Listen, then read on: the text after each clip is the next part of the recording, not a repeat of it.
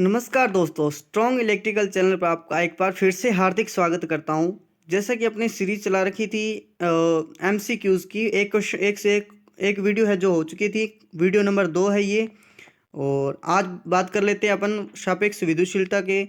जो बात अपनी जो कर ली थी, सापेक्ष विद्युतशीलता की इकाई क्या है, इसकी कोई इकाई नहीं होती है। ठीक है, आज का जो पहला क्वेश्चन है वो है 21 नंबर। ठीक है, तो वीडियो पर पहली बार आए प्लीज़ चैनल को सब्सक्राइब कर ले, बेल आइकन को प्रेस कर ले, ताकि इसी तरह के मैं वीडियो अपलोड करूं तो आपको नोटिफिकेशन मिलता रहे। आज का जो पहला क्वेश्चन है वो है विद्युत क्षेत्र की तीव्रता होती है वो एक राशि है। ऑप्शन के अंदर दे रखा है सदिश राशि है या अदिश राशि है। हाँ, मैं बता दूं आपको, विद्युत क्षेत्र की तीव्रता को कहते हैं इलेक्ट्रिक फील्ड डेंसिटी। ठीक है, इसको इसका जो परिभाषा बनती है कि इकाई इकाई आवेश पर लगने वाला बल क्या कहलाता है, विद्युत क्षेत्र की तीव्रता कहलाता है। इकाई आवेश पर लगने वाला बल क्या कहलाता है, विद्युत क्षेत्र की तीव्रता कहलाता है। इसका जो प्रतीक होता है ई होता है, ये एक सदिश राशि है, क्योंकि एफ इसके समानुपाती है और बल है जो बल अभी एक सदिश राशि, इसलिए ये भी सदिश राशि है। ठीक है, इसका जो मात्रक होता है विद्युत क्षेत्र की तीव्रता, कई बार एग्जाम के अंदर पूछा जा चुका है। इसका जो मात्रक होता है न्यूटन प्रति मीटर होता है, एक और होता है वोल्ट प्रति मीटर होता है। ठीक है, वो आगे बताएंगे कैसे किसके कारण होता है। तो इस 21 नंबर क्वेश्चन का राइट आंसर ए ऑप्शन हो जाएगा। ठीक है, क्वेश्चन नंबर 22 की तरफ बढ़ते हैं। क्वेश्चन नंबर 22 कह रहा है कि जिस पदार्थ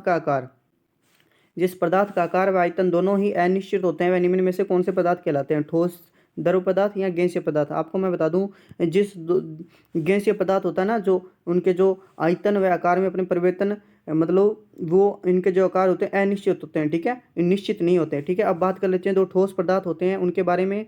इनका जो आकार व आयतन दोनों ही निश्चित होता है। ठीक है, परिवर्तन नहीं कर सकते हैं, ये फिक्स होते हैं। और द्रव पदार्थ की अपनी बात करें, इसके लिए मैंने थ्योरी अपलोड की हुई है, तो आप एक बार चैनल पर जरूर जाकर देखें। क्वेश्चन नंबर 23 कह रहा है कि नाभिक की खोज किसने की थी।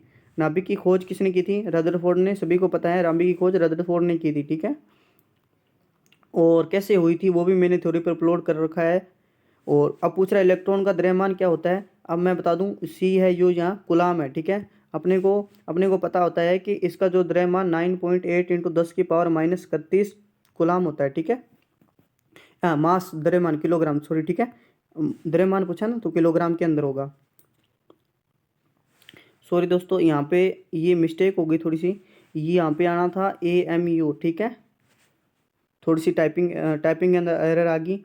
AMU होता है, तो इसका जो द्रव्यमान होता है AMU के अंदर होता है 0.00054। ठीक है, AMU की फुल फॉर्म होती है एटॉमिक मास यूनिट। ठीक है, क्या होता है, ये भी ऑप्शन के अंदर आ सकता है और ये भी ऑप्शन के अंदर आ सकता है। ठीक है, और क्वेश्चन नंबर 25 कह रहा है कि निम्न में से सबसे भारी कण कौन सा, इलेक्ट्रॉन है या प्रोटॉन है या न्यूट्रॉन है या उपयुक्त सभी है।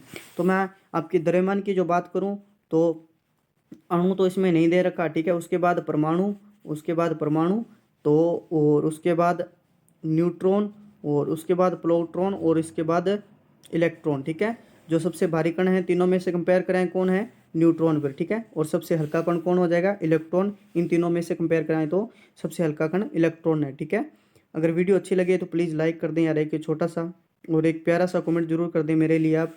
और क्वेश्चन नंबर 26 कह रहा है कि प्रोटॉन की संख्या इलेक्ट्रॉन की संख्या, यहाँ पूछ रहा है, क्या पूछ रहा है कि यहाँ तो प्रोटॉन की संख्या और यहाँ इलेक्ट्रॉन की संख्या क्या कहलाती है। तो मैं आपको बता दूं, यहाँ प्रोटॉन की संख्या, यहाँ इलेक्ट्रॉन की संख्या क्या कहलाती है, परमाणु क्रमांक कहते हैं उसको। ठीक है, परमाणु की भार की बात करें और तो उसको कहते हैं प्रोटॉन प्लस न्यूट्रॉन के अंदर उपस्थित को, वो जो नाभिक के अंदर उपस्थित होते हैं प्रोटॉन न्यूट्रॉन के योग को क्या कहते हैं, परमाणु भार कहते हैं। ठीक है, क्वेश्चन नंबर 27 कह रहा है कि नाभिक के सबसे दूर वाली कक्षा कौन सी है। नाभिक के सबसे दूर जो कक्षा होती है वो कौन सी है। तो मैं आपको बता दूं, जो नाभिक के एकदम पास कक्षा होती है उसको वो क्या, कौन सी कक्षा होती है, के कक्षा सबसे पास होती है। ठीक है, अब मैं बात बता दूं आपको कि नाभिक के अंदर लगभग 7 कक्षाएं होती है। ठीक है, अपने 4 ही मानते हैं वैसे तो, लेकिन 7 कक्षा होती है। अब इसमें एन ऑप्शन नहीं दे रखा। ठीक है, जो कि अपनी बात कर लेते हैं, जो मानते हैं वो तो एन होती है। ठीक है, लेकिन इसके अंदर क्यू हो जाएगा फिर, क्योंकि नाभिक के अंदर 7 कक्षाएं होती है और क्यू जो सबसे दूर कक्षा होती है। ठीक है, अब बात कर लेते हैं क्वेश्चन नंबर 28 की तरफ।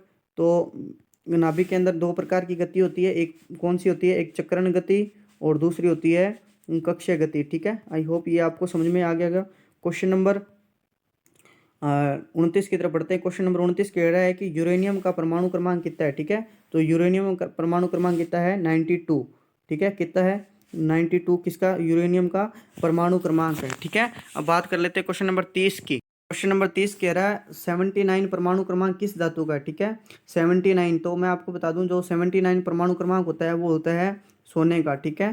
किसका होता है, गोल्ड का होता है। अब बात करें फिर सिल्वर का कितना होगा, तो 47, और एल्यूमिनियम का कितना होगा फिर 13, और कार्बन का 6 होता है, ठीक है। ये सभी याद रख लेना।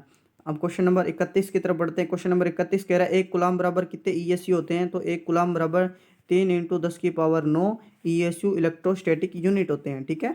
1 कूलाम बराबर 3 × 10⁻9 ईएसयू होते हैं, ठीक है। क्वेश्चन नंबर 32 कह रहा है कि कूलाम का नियम होता है आवेश के गुणनफल के समानुपाती होता है, या वर्ग के समानुपाती, या व्युत्क्रमानुपाती, या वर्ग के व्युत्क्रमानुपाती। तो आपको बता दूं जो कूलाम का नियम का जो फॉर्मूला होता है F बराबर K1 Q1 Q2 और R²। ये क्या है, आवेश है दो, जो कि इसके कूलाम के नियम के आवेश के जो इसके जो क्या होता है फोर्स समानुपाती होता है, ठीक है। और जो दो आवेशों के बीच की दूरी क्या होता है, वर्ग के व्युत्क्रमानुपाती होता है, ठीक है। ये हमेशा याद रख लेना, एग्जाम के अंदर पूछा जा सकता है। अब बात करें प्रोटॉन का नामकरण किसने दिया था, तो सबको पता है जो खोज करता है वो तो क्या है, गोल्डस्टीन है।